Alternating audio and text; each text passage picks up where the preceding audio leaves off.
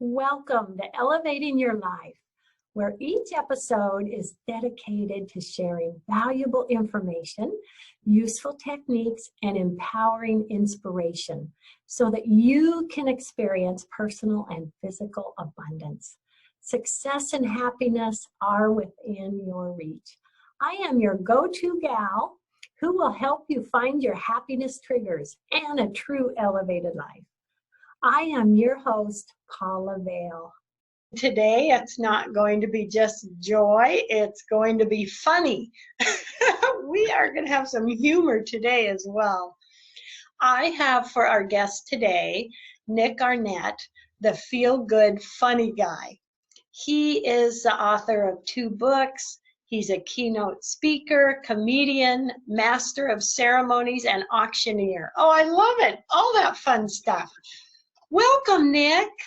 Hey, Paula, it's so nice to be on your show. What an honor. Yay. Yay, and I'm honored to have you. Wow. We are going to have some fun today. Yes, we are. I'm already having fun. All right. Awesome you are. The fun begins. I love it. Would you share with everyone a bit of your background and what brought you to where you're at today, Nick? Sure. Well, I started as a stand-up comedian back in Denver, 1984. Back in the days, there was an unknown named Roseanne Barr that was on the local Denver comedy scene. So I was just a newbie, but she was a Denver star at that time, but unknown around the country. So that was kind of fun, driving her around town to gigs and stuff, and that was fun. And her husband, Bill Pentland, was a friend. It just was awesome. So I got the good old days of comedy. And you're up there in Tacoma. I even moved to Seattle. I lived there for 3 years and did a lot of comedy around the Pacific Northwest. Wow. And awesome. So did that, and then also enjoyed the more speaking engagement part of it, the humor with the message kind of thing. So I've been doing that for quite some time as well. And so that's branched out into other things. I do now a lot of charity auctions, and actually working for a private foundation now too. We're doing some projects or humanitarian and educational projects around the world. So being busy with stuff, and I like it. Thank you, honey. Yeah. Oh my gosh. Yeah. Thank you. I love it. Well, let's start out with just sharing a bit about your book. I absolutely loved it. Well, thank you so much. I'm really happy with the book. I kind of just put it out there because people were saying, well, you really need a book. You've got these things to say, but we need a book, and that'll make it better for you. The Speakers Bureaus actually wanted me to have a book. So it really wrote itself. It wasn't very difficult because I was talking about those things for a long time, because life's kind of tough, right? Right, Paula? Life happens, and we go through things on a daily basis that are not pleasant. Yeah. So that's why we need, it all starts with the attitude. Everything starts here. Everything. Really, we're as happy as we make our minds up to be, but it all starts with the way we think, because that determines how we feel. How we feel determines how we behave, and our behavior over time is our character. But it is so much all starting here. And I didn't learn it the easy way, Paula. It took me quite a while for this to soak in. The business I'm in, the comedy business, all the things I do, a lot of them are highly subjective. When people make decisions, a lot of rejection, a lot of ups and downs, but life goes on. I'm still here. Friends, everybody out there today, you're still here. Never forget that. You are still here. Life is tough, but you're still here. So You're awesome. You did it. You're doing it. I love it. Keeping on. You know what that made me think of, Nick, when you say, okay, it's here, it starts here. Okay, then every day I'm going to get in my car, and this is my steering wheel. What direction am I going to go? Paula, so glad you said that. When you get up in the morning, your attitude, studies show your attitude for the day is set largely within the first 10 minutes of your day. So make those first 10 minutes really good. Watch a good podcast, watch some of your shows. Yeah. But that's where you start. So make that a really good 10 minutes. Read something good, listen to something good for your first 10 minutes of the day. Make it pleasant. Oh, Don't I in a love rush. that. I love that. I did not know that. I do my affirmations in the mornings, my positive affirmations, but that's usually after I've had a couple cups of coffee and that. I'm going to start doing them right away in that first 10 minutes. Yeah, and people out there, they'll say, "Well, I'm not a morning person. I'm not particularly one either." But again, it's all in your mind. It's what you want to do, friends. You want to act yourself into a feeling, not feel yourself into an action. Don't wait till you feel like it. Just do it, and you'll feel better because you did it. Right? Yes. Life is simple. It is simple stuff, but we just don't do it because we don't feel like it. Yeah. So a lot of things we don't feel like, but they're pretty good once you get going. Isn't that so true, Nick? It's simple and we don't have to complicate it. It really is simple. I think when most of us fail, it's when we fail at the basics. We might be really good all the time, but that one time we honk our horn and yell at somebody. How embarrassing. Have you ever done that? And then it ends up you pull into the same parking lot, then you're going to the same event and you see that person the whole time? Yeah, it's just a reminder. Oh, if I would have just stayed cool and maybe Yes. that person's having a hard day. It's not Yes. about you, right? Yeah. It's everybody's going through something. Yeah, because we don't know. And that really kind of hit me one day because here in the Seattle area, traffic's bad. You see just some nuts on the road. But I go 3 mornings a week to do Grammy duty, and I was going to get my granddaughter at the bus stop, and there was traffic and I wasn't moving, and I'm like, panicked because she's going to get off the bus and nobody will be there. And then once it finally moved a bit, I was racing and I thought, all those people are going to think I'm such a jerk. But I was panicked trying to get to my granddaughter, which I did, thank goodness. But Yeah. that really made me think, I don't know someone's situation. You just lead me into such great things to talk about there, Paula. When things happen to us, we need to ask ourselves actually 4 questions. What part of this can I do nothing about? All right. And if there's traffic, I mean, it's there. Yeah. What part can I do something about? How can I keep these negative thoughts going and get myself even more upset than I already am? Right? What do you want to do? Honk on the horn and flip people out, whatever it is, right? Mm-hmm. And then the last thing really, at this point, what are my options? And the option would be just, well, it is what it is. I'll get through here somehow. It's going to work out. But just talk yourself through it. Breathing. You ever heard they tell you to breathe for a minute, 5 seconds in, 5 seconds out? It works, doesn't it? Yes, it Anybody does. out there, just breathe in 5. You immediately relax. Why? Yes. Why do you do that? Largely because you're concentrating on your breathing and not about your problems. So it's kind of a distraction. It is a distraction, and a good one, a healthy one. Yeah. But really, that's what it is. Replace that negative thought with something that's more valuable, more useful. What a great point, Nick. I had not thought about that. Getting mad or getting upset, that really doesn't change your options. The options stay the same. Stay the same, right? Yeah, so just look at them calmly, make a decision what you can do and what you can't, and move on, I guess.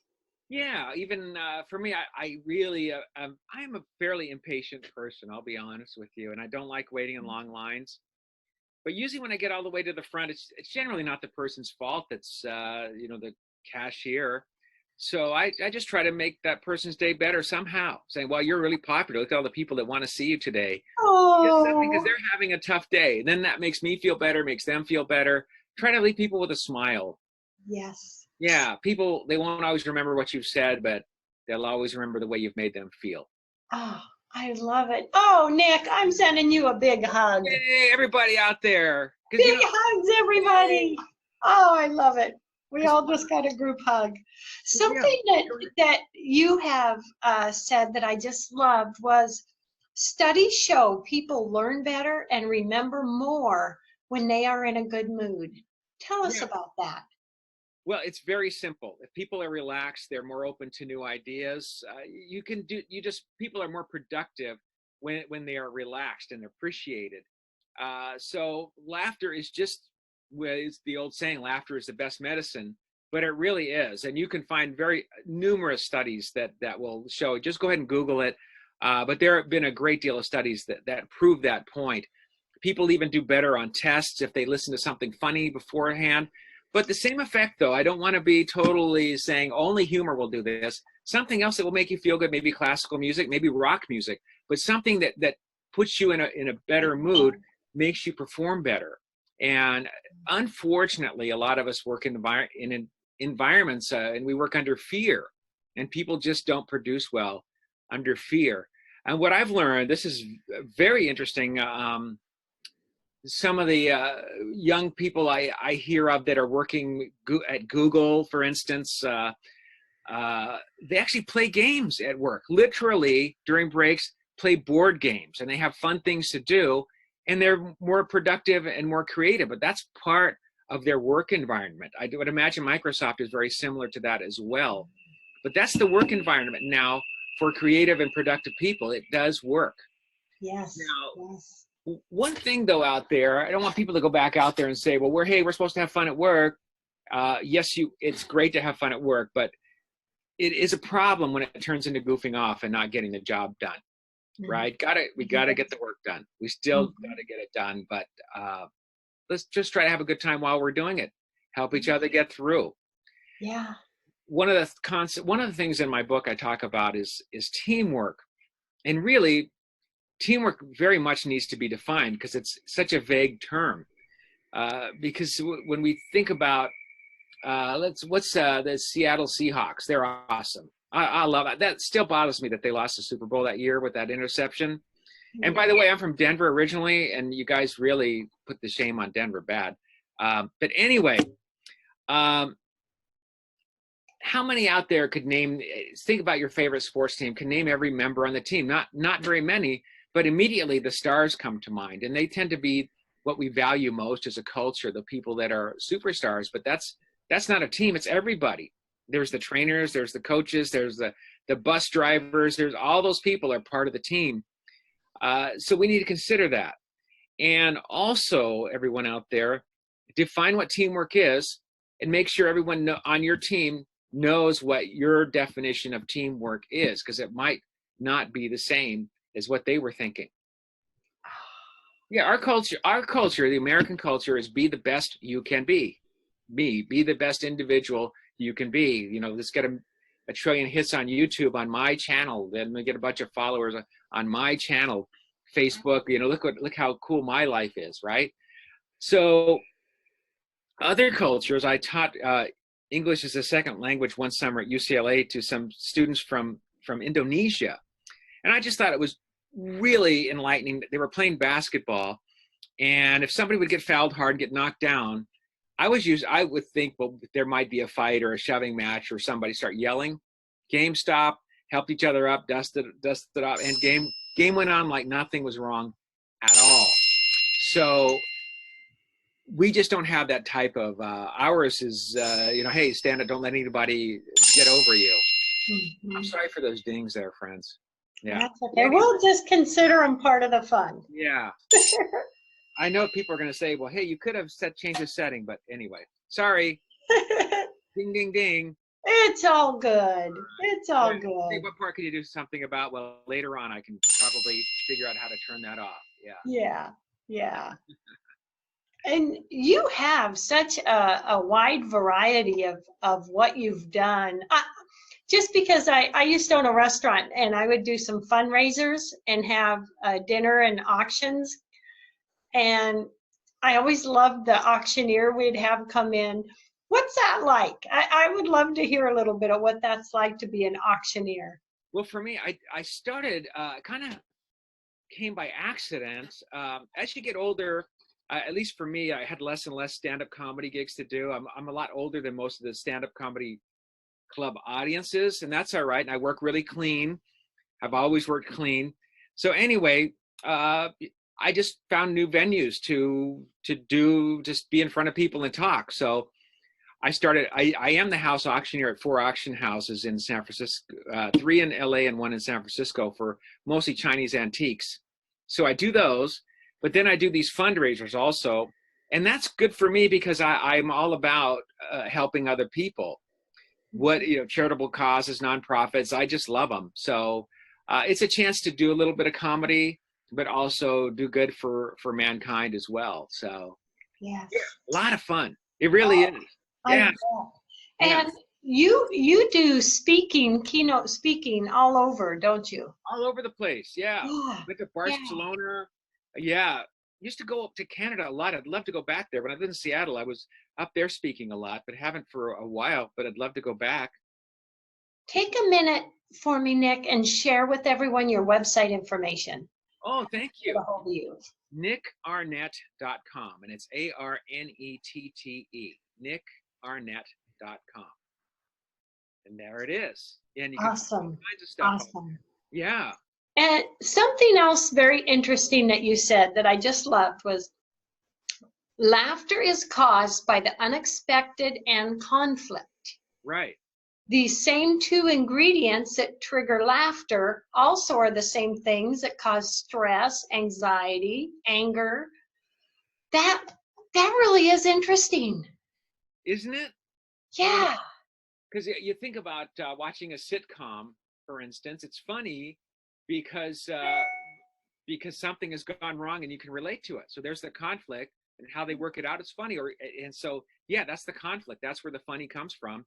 And then another element is just the element of surprise. They're just surprised, just like a baby when you hide your hand, peekaboo. For them, it takes more to surprise us as we get older. But anyway, that's the element of surprise. But it's the same thing that makes us feel bad. Element of surprise. Oh, you have to work overtime today. We're cutting back on staff. Element of surprise, right? And conflict. Maybe not getting along with somebody at work, or bad traffic on your way to work, or somebody cut you off in traffic. Yeah. So same things. I think that's why we have humor, to balance things out. Yeah. We don't live in a perfect world. And go ahead. Yeah, there comes that choice. How am I going to react to it, huh? Right. And it doesn't mean we're laughing everything off, because things are still bad, but you can still have what I call a sense of joy. It's an internal sense of well-being. No matter what's going on, you still have a sense that things will be okay. Mm-hmm. Even though things are tough, you're gonna get through it, and that's what I want people to have. You think about things that really matter. The people that you love, your health, whatever.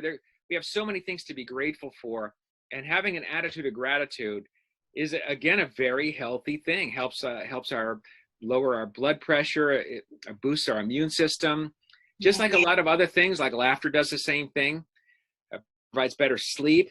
So that's a very good thing. Be thankful and have gratitude regardless, because we're going to get through it, friends. All of us, we are.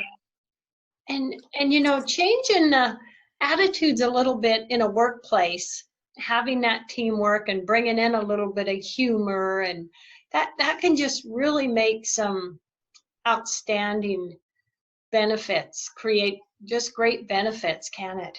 It just helps us cope with the situation. That's what's so fun about doing comedy, because most of my comedy comes from things that aren't particularly, at the time they were kind of hurtful, but then they became pretty good. Like I had a girlfriend one time. She actually said, "I can tell that you used to be good looking." So. How do you respond to that? Oh my gosh, I don't know. Oh my gosh. I said, well, if I still look like that, I wouldn't be dating you. How about that? I didn't say that, but that's. Oh my gosh. But you have to. You just have to.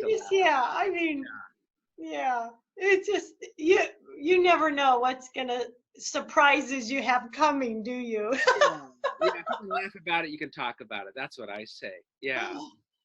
Oh my goodness, that's true. That's true. You have a great laugh. You have a really great attitude. Oh, thank you. How do you have such a great attitude? Well, I've always believed, very much in gratitude. I was a preemie baby, 2 pounds, not supposed to survive. So I'm grateful for life. Yeah. And I think looking at what you're grateful for instead of, I've had serious challenges in my life. I share some things in my upcoming book, and, major things I've had to go through, but I've had to make the choice. Am I going to look at that, or am I going to look at what I am grateful for and thankful for and move on? Because I really truly believe happiness is a choice we make. It's not our circumstances. Right. Thank It's, you. yeah. So that's kind of me. And I've had people my whole life say, "Why are you so happy?" So that's where I got the title. Oh, I love it. I love it. Oh, And you know what? That's interesting. A lot of people will use the cop out. Well, I can't control my anger. But people can. You ever seen people in an argument, even yourself, maybe, like maybe you're angry with somebody and that it's maybe a heated conversation, but then there's a phone call that comes in and it's like, oh, hi, Larry, how are you? And then right? So immediately they're able to change their mindset to pleasant from angry. So yes, it can be controlled. It really can be. yeah. Might not want to do it, but you can do it. Yes. Yeah. So, Nick, with that comedian background of yours and your expertise, share something with us. Okay, everybody, today after listening to this show, here's a little something I want you to think about, or maybe put into practice or create as a habit. What would you say? Well, I would think I really want to stress that people don't wait till you feel like doing something to do it. Just make yourself do it.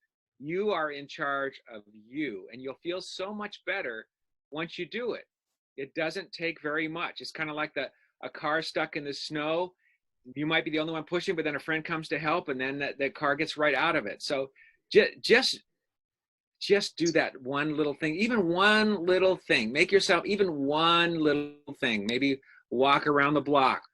Just make yourself do that. If you're feeling sad, walking 15 minutes a day, just a little bit of extra, 15 minutes a day every day will do a great deal to help you alleviate your depression. It really will. Make yourself do it. You might not feel like it. Find a video on YouTube, maybe some simple 15-minute exercise.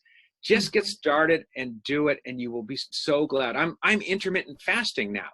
I didn't feel like it. You heard about that concept? No. What I do is I eat I only eat between the hours of 12 p.m. and 8 p.m. And there's variations on this. So I'm not saying, hey, everybody do what I'm doing. This is just the way I'm doing it. So I only eat then. That's the only time I eat. And so the rest of the time, my body is working on itself. So it gives it more time to do other things, helps the pituitary gland. I haven't lost much weight, but I actually do. I do feel better. I do. I think my mind is better. Look it up, everybody out there. There's a lot of information about it. So I didn't feel like it. I didn't feel like starting because I said, well, that's a long time not to eat, but it's actually very, very easy, at least for me. So that's an example of doing something I didn't feel like doing, but I did it. I'm glad I'm doing it. It's healthier for me. Yeah. So today we can think about something that we maybe have wanted to do or think we should do. Make yourself and let's do it. That you don't feel like doing, whatever it is. Maybe read for 5 minutes or something. Just any little thing. Maybe eating something healthy instead of something unhealthy. Maybe skipping something instead of doing something. Maybe taking a break. Maybe writing a letter that you've been returning a phone call that you have been dreading. Yes. Do it. Yes. Yeah, put a smile on somebody else's face too. That's another thing. That's so easy. Everybody, life is like this, friends. Either we're in the middle of something, we just got out of something, or we're about ready to go into something. That's the cycle of life, friends. It is. We're all in it together. So let's help each other out. Oh, I love that. I love that. Teamwork. Yes. Teamwork. And you talk about teamwork a lot in your book. I do. It's important. I think they're all interrelated. They are. Yeah. I spend a lot of time by myself now working for the foundation. I work mostly out of home, and then I travel. We got a trip planned to Africa, and perhaps Myanmar, if I can get there. I understand it's pretty remote where we're working, but yeah, it's good to be around people and have a support system. It is. It really is. People That's need people. exciting, Nick. When a year ago at this time, I was in Africa. It Really? was amazing on a mission trip.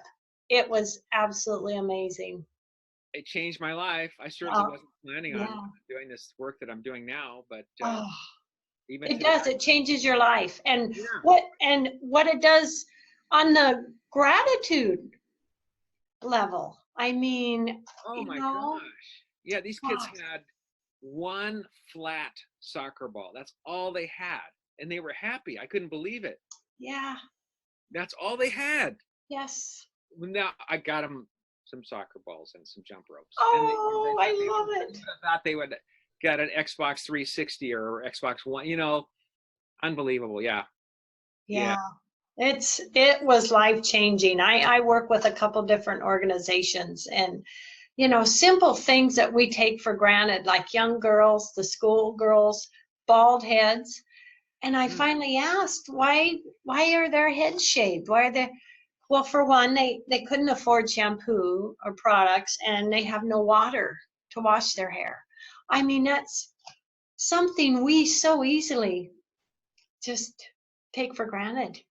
Yeah, that, and even the way the young girls are treated too. So we're working on maybe building an orphanage there. We're getting proposals now to. I love it. I love it. You'll have to. Is there a website or something you can share with everyone, or? Michelle Chu Foundation. Okay. Michelle, then CHIOU, then Foundation. But you can find me at nickarnette.com, and I can certainly lead you to that. I certainly can. Yeah. Oh, Nick, thank you so much. We have about 1 minute left. Any last words you want to tell everybody? Well, feel free to reach out to me on my website if you have any more questions. Thanks for watching. It was another great thing. But just take care of yourself. Be good to yourself, friends. Be good to one another. It's said over and over again, but it's said over and over for a reason, because we really do need each other. Yes. Yeah. I love it. I love it. Beautiful message. Everyone out there, thank you. Love, hugs, and blessings. Nick, love, hugs, and blessings. Thank you so much. I'm glad I made a new friend today, Paula. Yes. Yeah. Forever friend. Yay, indeed. Yeah. Okay. Bye. Everybody.